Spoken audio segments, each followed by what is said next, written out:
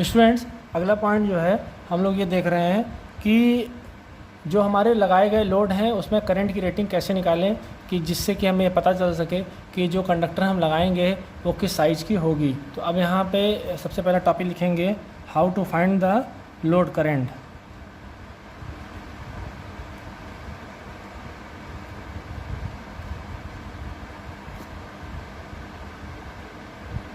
How to find the load current. Student, यहाँ पे load current के लिए I is equal to formula बनाया गया है Q अपॉन √3, क्योंकि 3 फेज़ में है, multiply by V multiply by efficiency and multiply by cos phi, जिसे कि हम लोग जो है पावर फैक्टर भी कहते हैं, किस पावर फैक्टर पे चलाया जाएगा। Where as Q is equal to जो हमारा दिया गया है HP मल्टीप्लाई बाई 735.5 होता है। ठीक है, where Q is equal to, ठीक है, Q is equal to HP multiply by 735। अगर इसको थोड़ा सा और जो है सही तरीके से लिखा जाए तो यहाँ पे HP multiply by 735.5 multiply by upon √3 V efficiency cos phi. Okay student, ये चीज़ें हम लोगों ने देख लिया। अब HP इज़ इक्वल टू क्या दिया है यहाँ पे, हॉर्स पावर।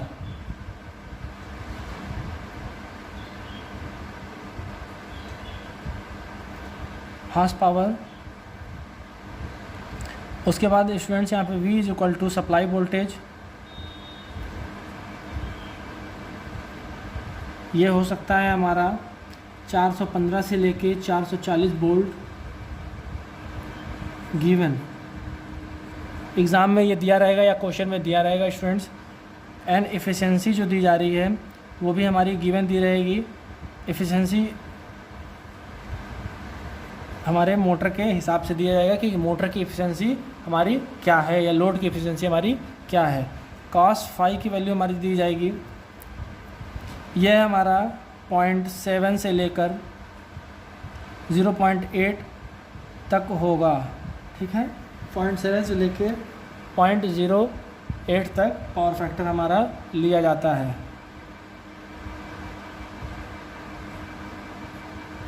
ठीक है सर, इस चीज़ को आप लोग जो है नोट कर लीजिए। अब ये देखा गया कि अब जो ये I आएगा, I की मान लीजिए कोई वैल्यू निकाली जाए यहाँ पर, एग्जांपल के तौर पे अगर लिया जाए यहाँ पे एग्जांपल, तो अगर HP गिवन दिया है 2, okay students, V is equal to दिया है 400, एफिशिएंसी इज इक्वल टू दिया है 90 एंड कॉस फाई की वैल्यू दी है 0.8। ओके स्टूडेंट्स, ये दिया हुआ है तो यहाँ पे वैल्यू अगर रखेंगे तो कैसे होगा, यहाँ पे 2 multiply by 735.5 upon √3 multiply by 400 multiply by 90 and multiply by 0.8। Students, इस 0.8 को यहाँ से हटा दिया जाएगा तो ये क्या सिंप्लीफाई होकर निकलता है, यहाँ पर 2 multiply by 7355 upon √3 multiply by 400 multiply by 90 and multiply by 8। Student, ये वैल्यू जो है हमारी I की आएगी। ये हमारा जो है लोड का रनिंग करंट होगा। रनिंग करंट हमारा स्टूडेंट्स ये होगा। तो इसलिए जो है हम स्टार्टिंग करंट को लिखने के लिए क्या करते हैं, ये हमारा क्या है, IR है, और I अगर S निकालते हैं, I स्टार्टिंग तो इज इक्वल टू होगा IR मल्टीप्लाई बाई 3, यानी 3 गुना हम उसको बढ़ा देते हैं और 1.5 टाइम्स, 3 भी हम गुना बढ़ा सकते हैं और जो है 1.5 गुना भी बढ़ा सकते हैं। 3 गुना कहाँ हम लोग बढ़ाएंगे, तो बिग मशीन के लिए बनाएंगे। ठीक है, बिग मशीन और लोड। और अगर हम जो बात करें 1.5 गुने की, तो ये जो होगी वो स्मॉल लोड के लिए होगा। ठीक है स्टूडेंट्स, अगर मान लिया जाए करंट अगर हमारी 10 एम्पियर आती है, 10 एम्पियर हमारी जो है वो रनिंग करंट आती है, तो स्टार्टिंग करंट जो होगा IS वो क्या होगा, तो इससे 3 से मल्टीप्लाई तो जो है हम कर देंगे तो कितना आएगा 30 एम्पियर। ओके स्टूडेंट्स, अब इस 30 एम्पियर को बियर करने के लिए जो कंडक्टर बनाया गया होगा उस कंडक्टर का जो है हम लोग उस वहाँ पर प्रैक्टिकली में इस्तेमाल करेंगे, या हम जब मटेरियल का नाम लिखेंगे तो उस कंडक्टर का साइज़ हम लोग 30 एम्पियर के हिसाब से लिखेंगे।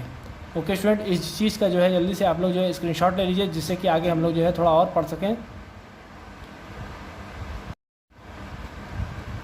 अब बात करते हैं स्टूडेंट्स कंडक्टर की, कि कंडक्टर कैसा इस्तेमाल करेंगे और क्या उसकी क्वालिटीज़ होनी चाहिए। तो पहला पॉइंट्स आप लोग लिखेंगे कि it should be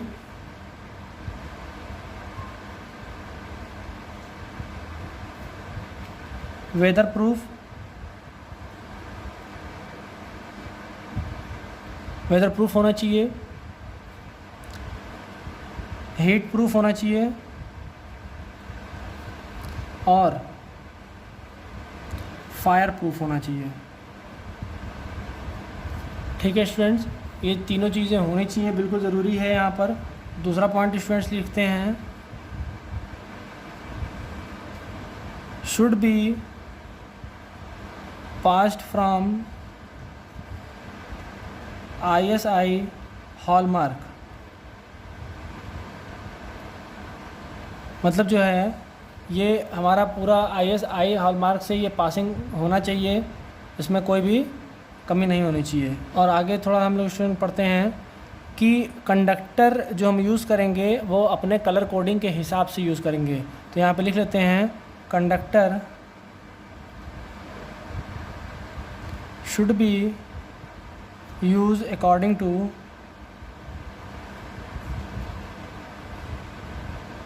there colour coding. Colour coding के हिसाब से जो है हम लोग इस्तेमाल करेंगे। कलर कोडिंग में हमारा RYB और ब्लैक के हिसाब से हमारा इस्तेमाल होगा। अगला पॉइंट स्टूडेंट जो है हम ये देख लेते हैं कि कंडक्टर जो हम पावर वायरिंग में इस्तेमाल करते हैं वो किन साइज़ में आता है और क्या उसकी जो है लोडिंग कैपेसिटी होती है एम्पियर में, कितना करंट तक जो है हम उसमें फ़्लो करा सकते हैं ईज़िली। तो चलिए उसके लिए चार्ट बना लेते हैं यहाँ पर। तो यहाँ पे सबसे पहले सीरियल नंबर का एक चार्ट बनाते हैं, उसके बाद लिखेंगे यहाँ पर कंडक्टर साइज,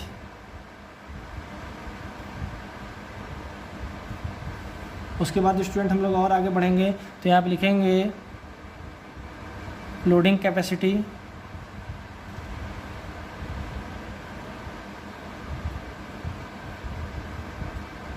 कितना एम्पियर में होगा। ठीक है, और ये लोडिंग कैपेसिटी जो दी जाएगी वो हमारी रनिंग पे होगी, मतलब लोड जब हमारा चल रहा होगा। अगला हम लोग लिखेंगे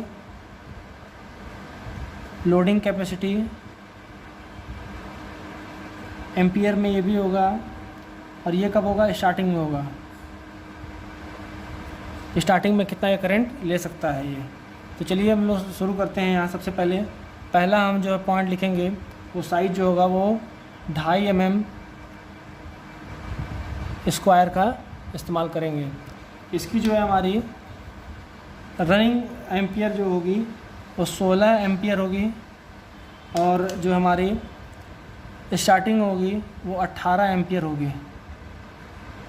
ओके स्टूडेंट्स, इसी तरीके से हम लोग थोड़ा और आगे बढ़ते हैं। तो 4 mm स्क्वायर की बात कर लिया जाए तो यहाँ पर जो है हमारी अगर रनिंग की बात की जाए तो यहाँ पर 20 एम्पियर होगा, और अगर स्टार्टिंग की बात की जाए तो 24 एम्पियर होगा। इसी तरीके से जो है हमारा अगला देख लिया जाए,